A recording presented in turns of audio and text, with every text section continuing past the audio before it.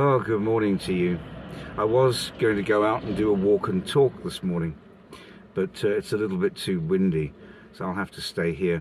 Please excuse the traffic. I'll try and silence down a bit when a big lorry comes along or something. But, in a way, I suppose I should apologise. I want to try and come on to this channel on a daily basis, but lately it hasn't been easy for me to do that. I've had quite a lot of circumstances that have come in between, and sometimes the demands of life just take over, don't they? And things just happen, and you find yourself being tossed and turned and driven in all sorts of different directions.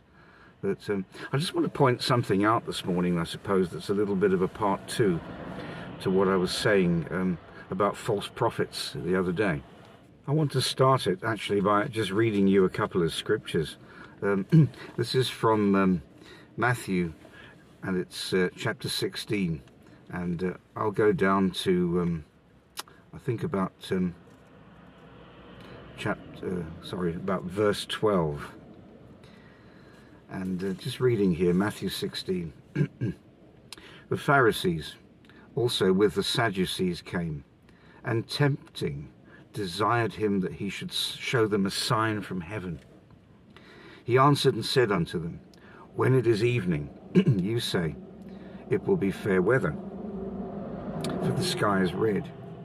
And in the morning it will be foul weather today, for the sky is red and lowering.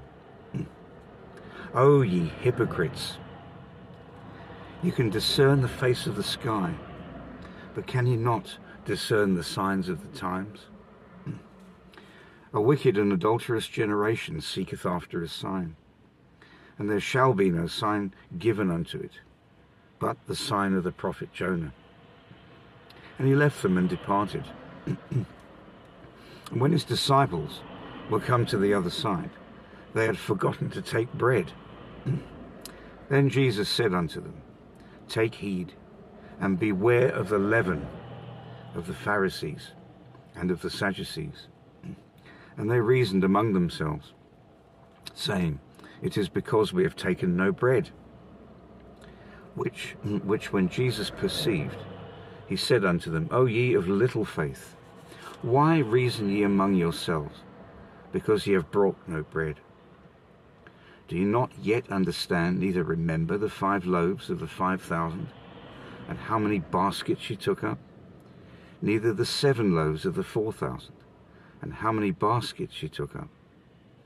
How is it that ye do not understand that I spake it not to you concerning bread, that ye should beware of the leaven of the Pharisees and of the Sadducees? Then understood they how that he bade them not beware of the leaven of bread, but of the doctrine of the Pharisees and of the Sadducees. And that, of course, ties up with a similar verse in Galatians 5, verse 9. Paul is speaking here about the deception of circumcision and how the believers had turned away from righteousness by faith to righteousness by works, going back into that Judaistic style, as it were. And he says in Galatians 5:9, a little leaven leaveneth the whole lump.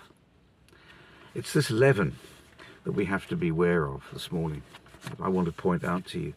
It just takes a tiny amount of error in order to swing somebody the other way. And as you read the comments of some of the people that put out prophecy, put out teachings that are at the least dubious on the internet, and people will say, thank you, brother, for how you've blessed me. Thank you, sister, for the way you've changed my life. And yes, it's true. Most people, I think, can attest to that they've been sitting in a church listening to a particular preacher, and something that preacher has said has spoken into their life and ignited a flame. And they can say, yes, God did a work through that man. Therefore, because he did, I therefore believe in every word that he says. And this is the mistake that we make. It isn't the fact that we are changed by the word that somebody gives. It's the fact that God is speaking some truth to you. He is speaking some truth through that person. As I've said many times, the 99% truth can change your life. But it's the 1% error. It's that little leaven that leavens the whole lump that we have to be careful of. And we can see it here in the way that the disciples understood or misunderstood or didn't understand what Jesus was saying to them. They didn't realize. They thought he was speaking about real bread. When Jesus was speaking here, he was talking about that which rises the spirit up, the leaven, the yeast. When you put the yeast in the bread and it rises. What happens to us sometimes when we hear false teaching or false doctrine or a false prophecy? Something in our spirit can rise us up and we can become excited by it, as we often can be. The Lord's coming by 2030. Something has happened in the world that has convinced you, absolutely convinced you, that date is definitely going to happen. How can we go on beyond that? I was at my local church on Sunday. It's a local Anglican church. I've been going there on and off for about 30 years. My children grew up there. They played in the worship band. I had a big choir in that church at that time. And unfortunately, as the years have gone on, it's dwindled. The choir's gone, the worship band's gone, and it's mostly left behind now are a lot of elderly folk, I suppose my age and above, even older than me. But yesterday another couple came to the church that had not been there before. I think maybe they'd been once or twice.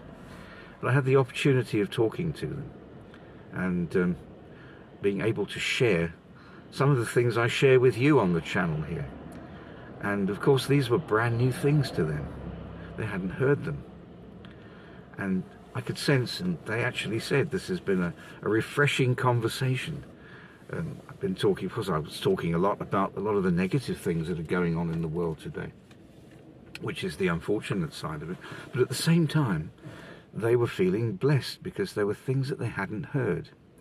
And the man said to me, he said, you should speak at the Lambeth Conference. Those of you that know what the Lambeth Conference is, I think it's in the Church of England, get together, and it's where the Archbishop of Canterbury comes, I think, and all the bishops are there. And the Anglican Church it's the heart of the Anglican Church's administrative heart, I suppose you could say, or spiritual heart, where they make all sorts of decisions and decide what's going to happen in the church. But of course, me at the Lambeth Conference would be pretty impossible. But it's good to be able to just share with one or two, isn't it? And to be able to, as it were, be used by God to root out the leaven that's been planted inside their people's hearts as they listen to things that are not necessarily true. And yet they've taken them in, they've imbibed them in. And of course, don't we just put people on pedestals? Don't we love to just say, well, because that person has been used to change my life, therefore everything that comes out of their mouth has to be pure and lovely. But we're not living in those times anymore. We're living in far more difficult times, far more perilous times. These are times when we have to be more careful than ever about the leaven. And that's really the warning I want to give this morning. And how we can discern between what's true and what is false. It's not easy. With prophecy, possibly, it's a bit easier. We can go back and we can look on, maybe they've written down these prophecies. The lady I was talking about the other day on the channel has actually got a written blog. I was able to go back and look at some of the things that she'd written, are yet to come to pass, or look dubious as to how they could possibly come to pass, especially with the train of events that have changed the world in the last 3 or 4 years, especially the prophecies that were written 3 or 4 years ago. So we expect to go in a certain direction, don't we? And we start to get used to certain ministries, we get used to certain teachings, and yet God is wanting to say to us at this time, I don't want you to get used to anything. I want you to listen to me. because things can change. Ministries can change. Just like that. Somebody can be speaking truth, and then suddenly they're speaking error. And we won't have known it because we've had confidence in them.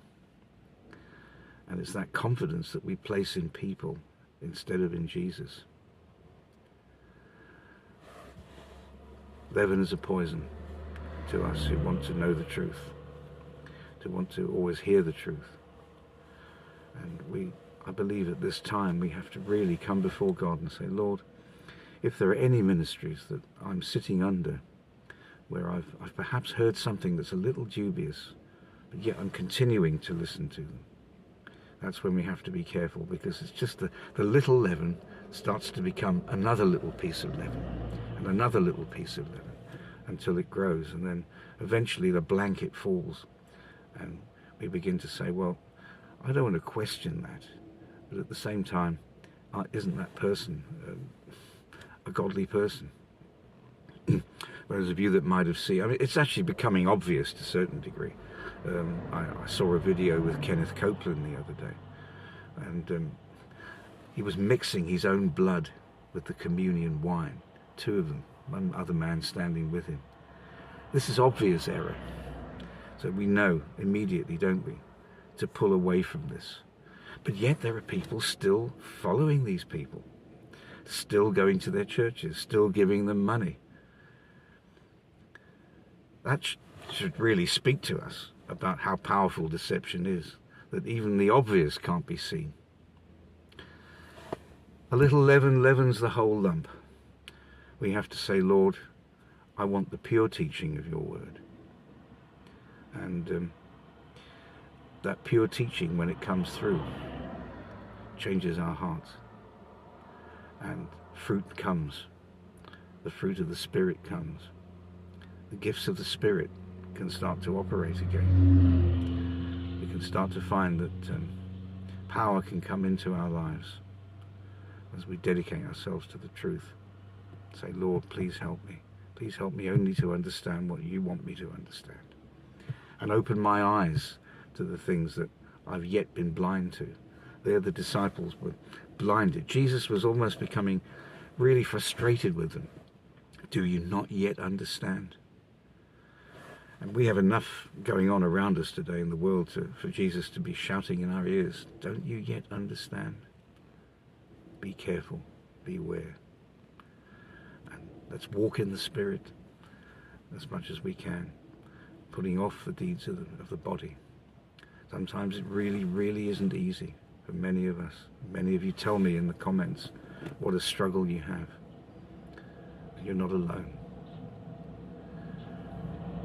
Remember, God wants that pure word to work in our hearts, changing our lives. So let's ask him to show us where there is leaven, where there are things that perhaps we've misunderstood in the scripture, or we've believed something that is truly not correct, and that we need the Lord to change our hearts and to show us the real truth. So just leave that with you this morning and pray that your day is a blessed one.